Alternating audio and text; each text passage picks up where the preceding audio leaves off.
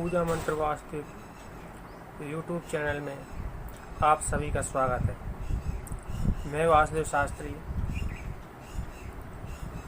आप सभी का स्वागत करता हूँ। आज हमारे भारत में इस समय महामारी का दौर चल रहा है,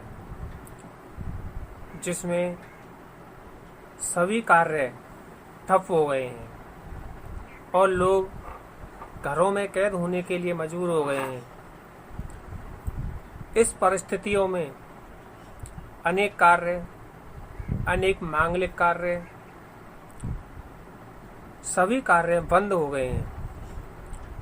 तो इस समय अनेक लोगों ने कमेंट करके, ईमेल करके मुझसे एक प्रश्न किया है। जो प्रश्न किया है उसी को माध्यम बनाकर मैं आपके लिए उसका उत्तर देता हूँ। पहले प्रश्न समझ लें। प्रश्न क्या है? लोगों ने मुझसे प्रश्न किया है कि गुरुजी, जब किसी की मृत्यु हो जाए तो उसका जो दिन करते हैं वह है, अब दिन तो हो नहीं सकता, क्योंकि ना तो आप गंगा जी, सौरोजी, हरिद्वार, नासिक या पुष्कर नहीं जा सकते हैं, क्योंकि अब सभी माध्यम बंद हो गए हैं, सभी रास्ते बंद हो गए हैं, जिसके कारण उनकी जो अस्थियां हैं वह विसर्जन नहीं हो पा रही हैं। और किसी के जो दिन किए जाते हैं, जो 13वीं की जाती है, उसको किस प्रकार करें, तो मैं आपके लिए बता देना चाहता हूं। और इसका उत्तर मैं आपको पुराणों के साथ में जो उसमें प्रूव किया गया है, सिद्ध किया गया है, उसको माध्यम बनाकर आज मैं आपके लिए बताता हूं।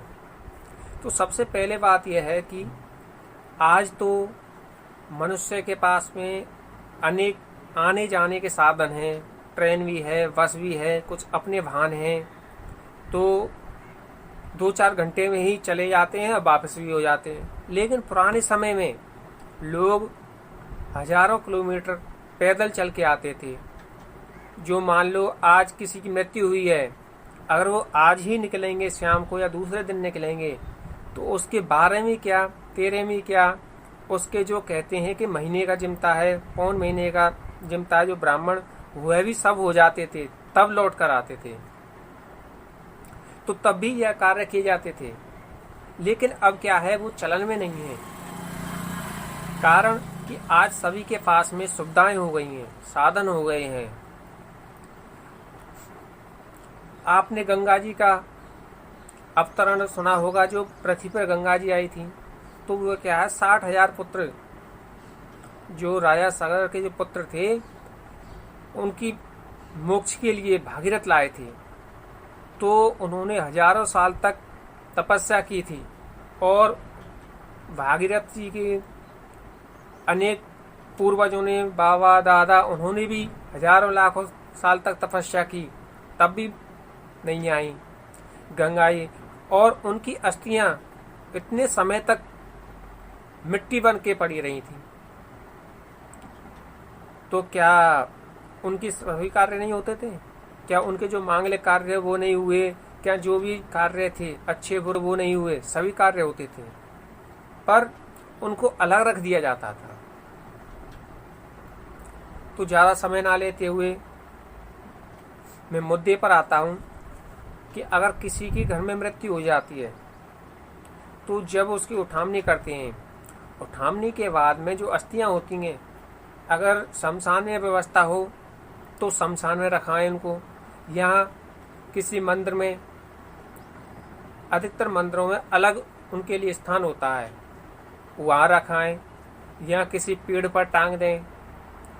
और जब भी ये लॉकडाउन खुल जाए, जब भी आपको सुविधा हो जाने की, तब आप चले जाएं। अगर आपके 12 दिन के अंदर चले जाएं तो वो बहुत ही अच्छा है। अगर वो ना जा पाएं तो आप मरने वाले की आत्म शांति के लिए तेरे भी कर सकते हैं, इसमें कोई दोष नहीं है।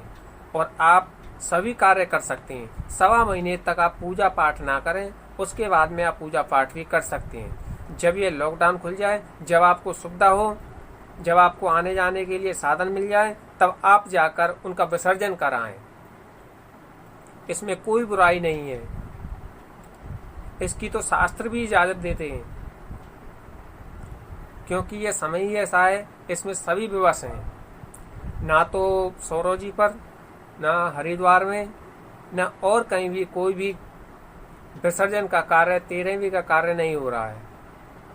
जो जैसा बन पड़ता है वैसा करें, क्योंकि हम सिर्फ आत्म शांति के लिए, अपनी मन की शांति के लिए क्रियाएं करते हैं। ना तो हमको पता है, ना किसी को और पता है कि हम जिसकी क्रिया कर रहे हैं, 13वीं कर रहे हैं, वो उसको लग रही हैं या नहीं लग रही हैं। आपने जीते जी तो उनको कभी सुख नहीं दिया, और मरने पर उसको मनो किलो घी मुंह में डाल रहे हैं, खिला रहे हैं। अब यही समझ में नहीं आता है कि जो मृत्यु भोज करते हैं वो खुशी क्या कर रहे हैं या गम का कर रहे हैं।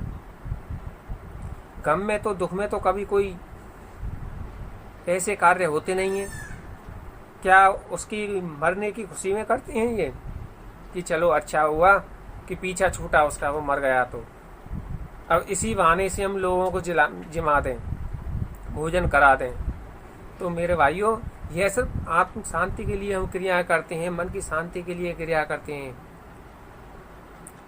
तो इसमें कोई बुराई नहीं है। आप अपनी क्रियाएं करें।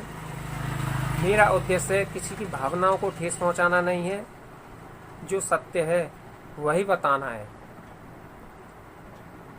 आप अपनी क्रियाएं किसी ब्राह्मण के सहयोग से जैसी भी हों वह करा लें, क्योंकि इस समय आपको सामग्री भी बहुत कठिनता से मिलती है, उसे लाना भी बहुत कठिन है।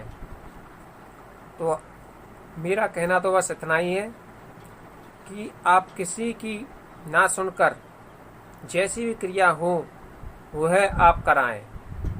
आप किसी ब्राह्मण के सहयोग से उनकी 13वीं कराएं, उसके जो ब्राह्मण भोजन है उनको भी कराएं। बस शर्त यह है, जो उसकी अस्थियां हैं वह घर के अंदर ना रखें, कहीं बाहर टांग दें, और पूरे घर में गंगा जल छिड़क कर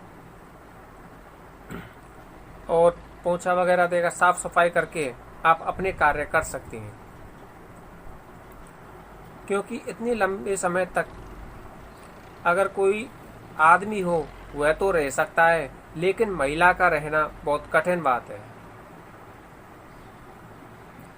तो आप इतना ही करें, क्योंकि पुराने समय में यह कार्य इस तरह से नहीं होते थे। आज सुविधाएं हैं तो यह कार्य हो रहे हैं। पहले हजारों किलोमीटर से, मान लो कोई बम्बई से चला है सौरव जी के लिए, जो 1400-1500 किलोमीटर है, वो अगर मान लो किसी बैलगाड़ी से भी चल रहा है तो उसे महीनों तो आने जाने में लग जाएंगे। तो उसके क्या है, कोई दूसरे के आस पड़ोस में मरा होगा, उसकी भी अंत्येष्टि हो जाती है उस टाइम, उसकी भी 13वीं हो जाती है आने जाने में। तो आज के समय में सिर्फ सुविधाओं के अनुसार ही यह चलन बना है।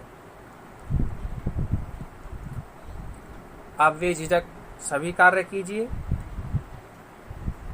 ऊपर वाले ने चाहा तो आपके पितरों को अवश्य आत्म शांति मिलेगी और उनकी मोक्ष प्राप्ति होगी। आप महामारी का ध्यान रखते हुए दूरी बनाए रखें।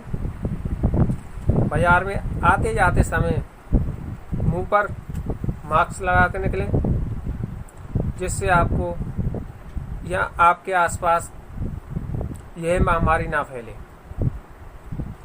अगर आपका कोई भी इससे संबंधित कोई भी प्रश्न हो तो आप मुझे कमेंट कर सकते हैं।